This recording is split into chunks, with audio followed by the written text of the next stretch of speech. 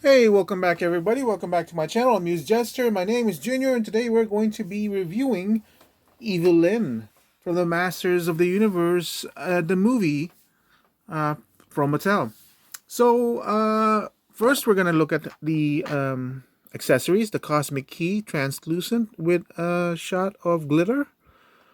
So we can't really look at too much of the detail, but it's kind of nice that she's been included with it. Of course, we already had this from the Skeletor figure. So I guess it's kind of nice. I guess she's supposed to be holding it and all that stuff. But it's an interesting accessory. I don't really think that it adds anything to the figure. I don't know in the movie if she ever had a staff, but I feel like Evil-lyn, she needs to have a staff or something. She does come with these two hands. I feel like this is very similar to what Sorceress Tila had on her. So nice detail and everything. Still does have some sort of paint application. I'm not sure if that shows, but it does show that swirly thing on the hands. So that's it for the hands, and now let's look at the figure. And this is a figure that we're gonna have to look at the head sculpt, because that head sculpt is just looking pretty awesome if it would focus.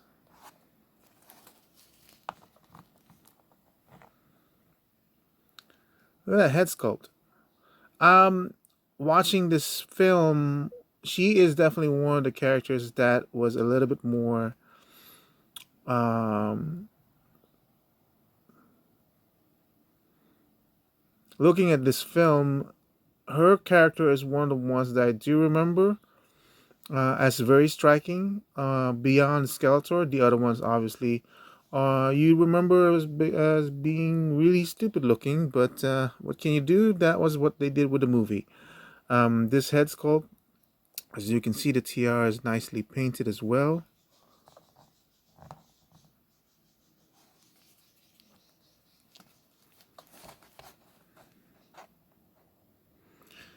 Interesting that they did capture the sculpture of the headpiece that she's wearing. Not much more paint, but still the fact that the design is there is very interesting. The shoulder armor she's carrying has a snake motif going on around there, so that's kind of nice. Then she has this intricate necklace that's really interesting. A lot of detail, not a lot of paint, but it does have that squiggly golden thing on the snake over here off to the side. That adds to the paint. I feel like if you were to paint this up, it would add more detail.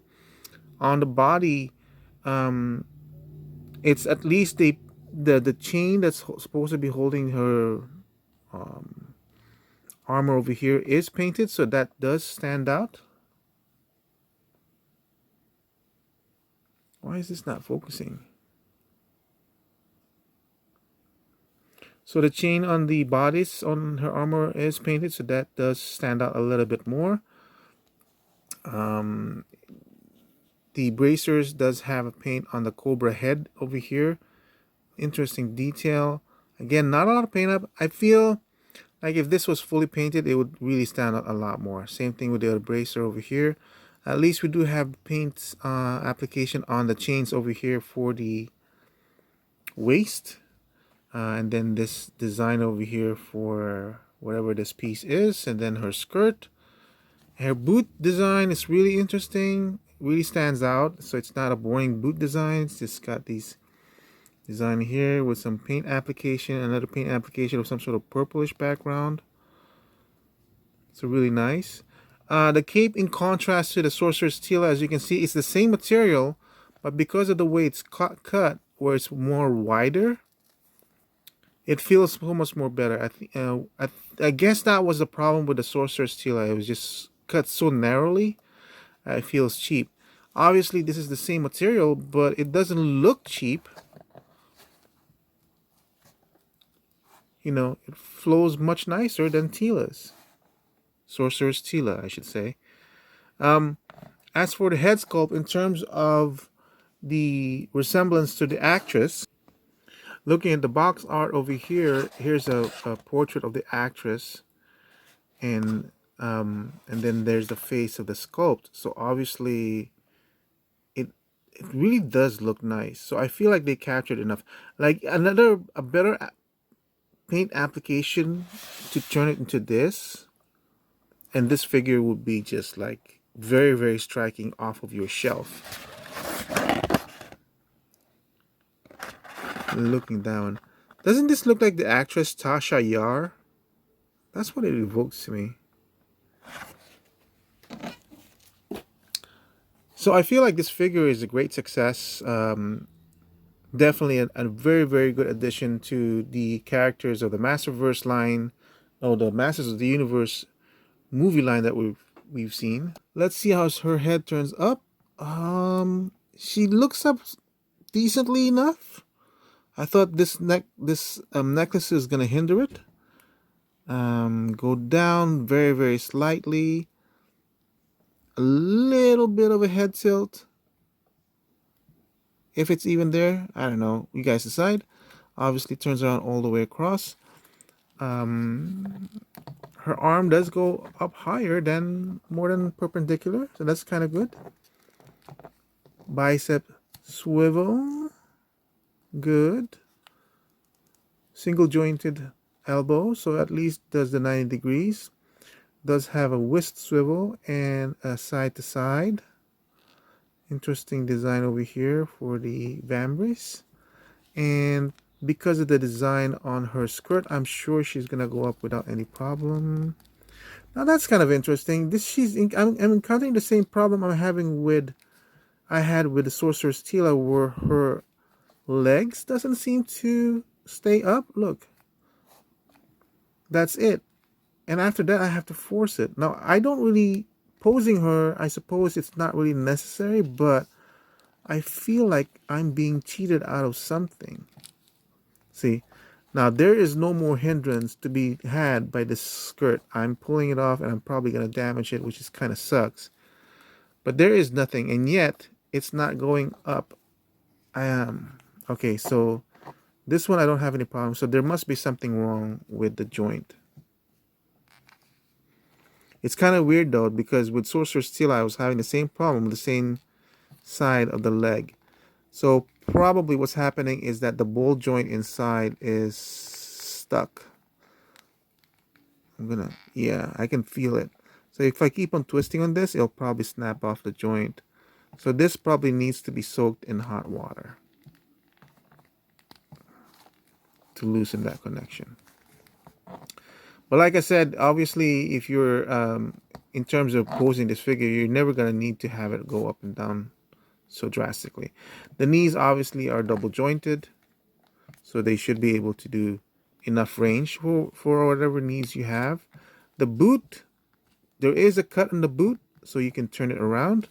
The ankle will go up like so and downward like so, and of course you have the ankle swivel.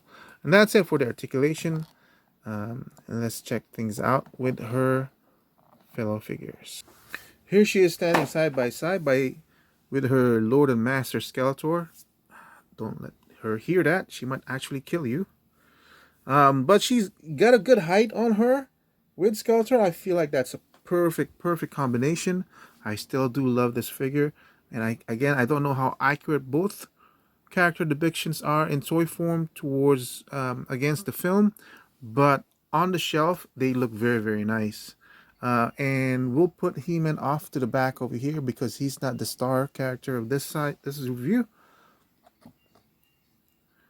And I went ahead and put He-Man over there in the back because he's not the star of this review. Skeletor is. No, I'm sorry. It's Evil-lyn, but of course the dark side or the evil side is what's being reviewed here. So man, that is a very nice group setting. And with that in mind, let's cut off the review. This is a very cool figure. I really love how this turns out. You have probably seen my review of Tila, Sorcerer's Tila and Skeletor with the Techno Havoc arm.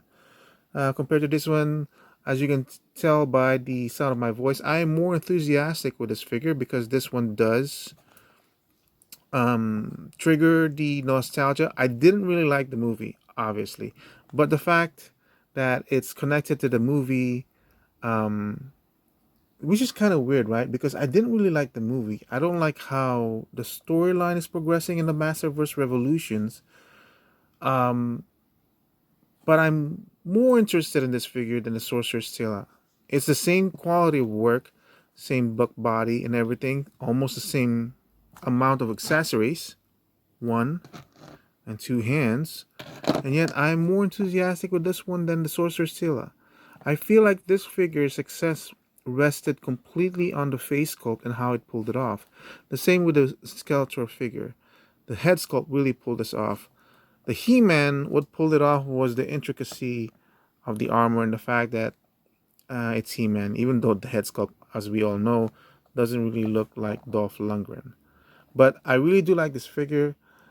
And I feel like this is a successful thing. If you were to repaint this, if you have the repainting skills to do it, I would love to see how that turns out. So that's it for my review. Thank you so much for watching. I hope you guys have a nice day, and I hope you enjoyed it.